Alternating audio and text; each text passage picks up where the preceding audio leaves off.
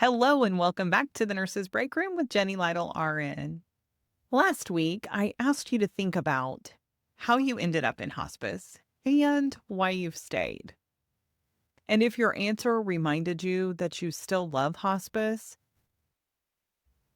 or what hospice is supposed to be, then the question is, what's getting in the way? Because sometimes the answer isn't that we stopped caring. Sometimes it's that the way we've been caring has become unsustainable. And that's what happened with me. So I'll just be really candid here. I was the nurse that patients and families loved. I was dependable and a team player and available, and I was very validated by my work. And I was proud of being really good at hospice. It was something that it brought me a lot of joy, but again, I also got a lot of validation from being that nurse. And during a season when other parts of my life felt a little harder and I was struggling with some of my own depression back and forth, work was the one place where I really knew who I was. And I was good at it. People needed me, and like a lot of you, um, that's at the core of who I am. I want to help, I want to nurture, I want to serve, and I was needed, I was appreciated, and honestly, that felt really good. And when we talk about boundaries, I know that it's not always as simple as just say no. And sometimes saying no means risking the very thing that makes us feel valuable. Being helpful became always being available, and being dependable became an inability to say no. Being a team player meant taking on too much, and being needed became a huge part of my identity. And being needed and being valuable started to feel like the same thing. And I also had patients and families who became very dependent on me, and I loved being there for them. I knew their story. I knew what was going on with them. I knew the challenges they had. I knew what was going on medication wise and all of the things that they had been going through. And it was easier for them when I just handled things. But it was easy in some ways because these were dying people and grieving families, and it was very easy to tell myself they only have so much time. They need me. It's easier if I just do it.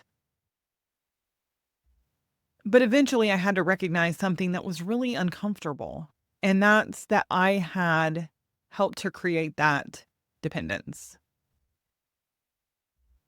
And at some point I realized that by making myself the hero of their story, I was getting something from it, absolutely. But I wasn't necessarily serving the family in the healthiest way.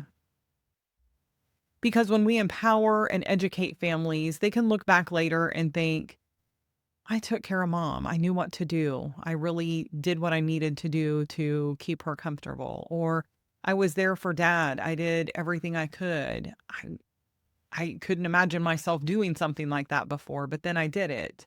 And I was able to, keep him at home or keep him comfortable or whatever they were able to do with the support of the hospice team.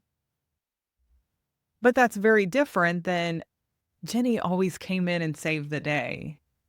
And, I had so many people that told me, oh my gosh, I just don't know what I would have done without you.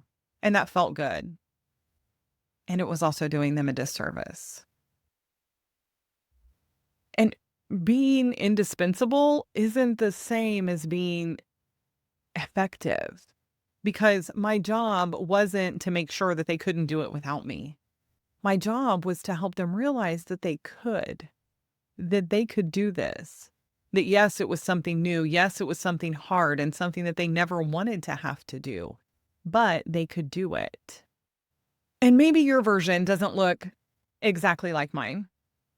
Maybe you don't answer every phone call.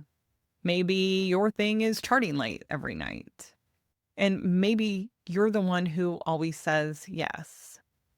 Maybe you're the one who everyone counts on when there's a hole in the schedule. Or maybe you feel guilty when you're not available. And the question isn't, what's wrong with me? The question is, what am I getting from doing hospice this way? And what is it costing me?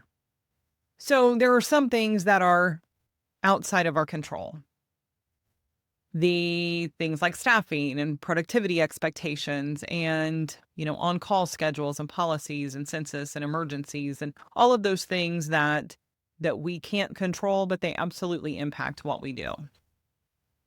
But there are also things that we may have more influence over than we realize when we answer, whether it be a phone or an email, a text message. Those things don't always need to be immediate. What we agree to, how we communicate expectations, how much we take home, and how often we just automatically rescue. And it's not about pretending that systemic problems don't exist or that, having better boundaries is going to fix everything. Sometimes the company or the position really does need to change. And maybe they're not going to change, but you need to change your role in your organization, or you need to change organizations. But before we decide that nothing can improve unless everything around us changes, it may be worth looking at what we actually can influence. For me, it was partly experience and partly self preservation. I knew after I left my initial position, I knew that I could not go back and work the same way. It wasn't sustainable. And eventually I realized that it wasn't good for any of us, which some people had tried to tell me before, but I just really struggled with that. I'd like you to consider 3 questions. What do you believe being a good hospice nurse requires of you? What makes it hard for you to say no or take a step back? And what is the way I'm currently doing hospice costing me? And you don't have to fix any of that today, but just notice that. Just think about that. And next week, I want to get really practical because recognizing the pattern is one thing. But then the question becomes, what does sustainable hospice nursing actually look like?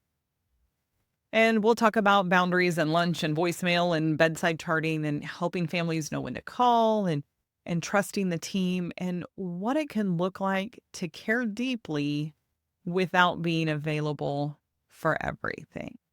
Until next time, remember, self-care isn't selfish. It's essential if we want to continue to care for others and live our best lives.